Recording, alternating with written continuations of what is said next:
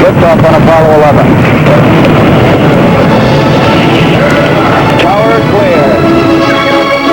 Once there were stunning technological triumphs. We have a main engine shutdown. Now there are mechanical failures. Once NASA seemed the model of managerial efficiency and reliability. Now there are accusations of complacency and negligence. You'll remember that I did say at one point that we thought the decision-making process may be flawed. I believe I'm speaking for the whole commission when I say that we think it is flawed. Once there was ticker tape.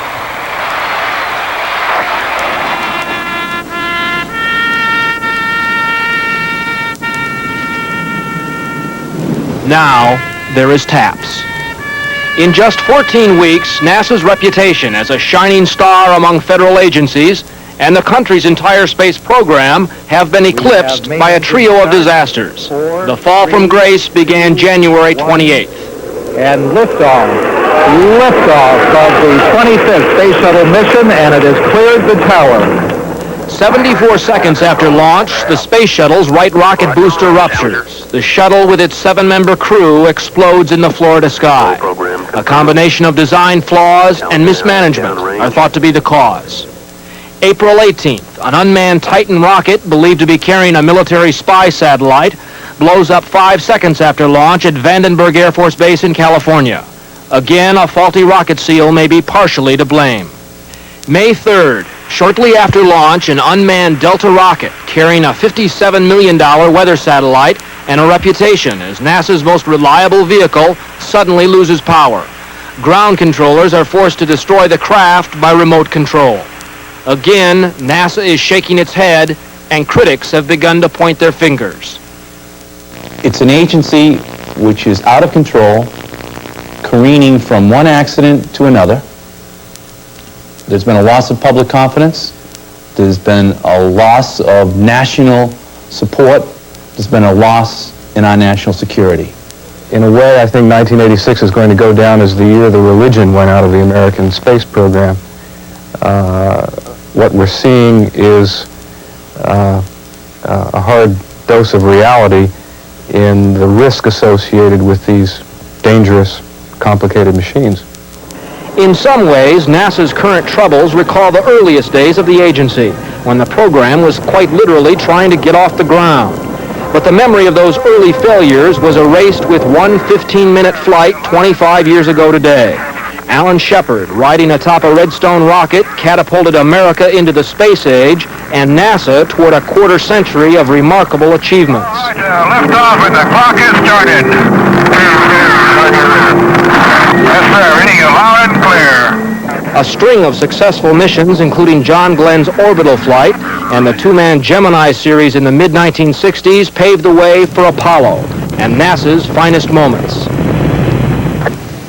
It's one small step for man, one giant leap for mankind. Along the way, there were setbacks, including a tragic one when 3 Apollo astronauts perished in a fire on the launch pad. It isn't the first time we've been in trouble. We've had lots of other problems and have recovered from them over many years.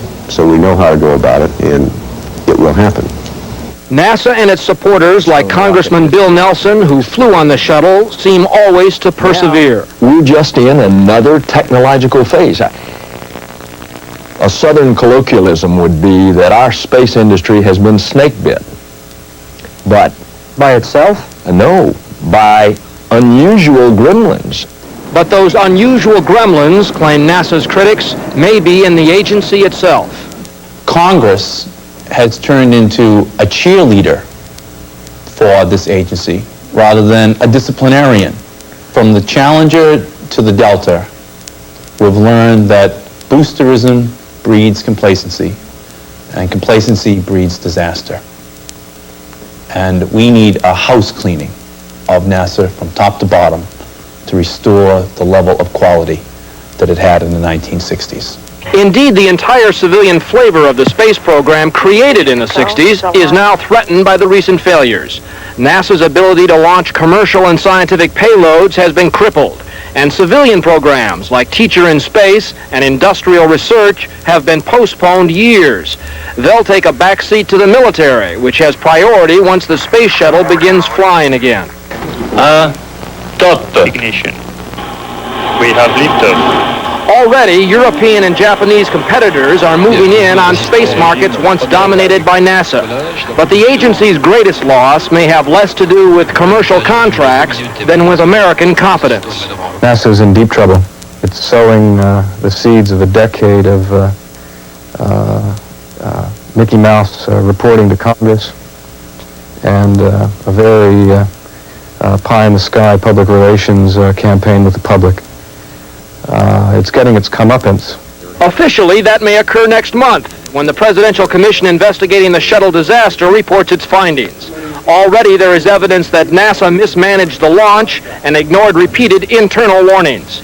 Critics also say the agency may have covered up information, including knowledge of the crew's fate in the moments after the explosion. Finding a silver lining in any of this will not be easy, but NASA seems committed to try.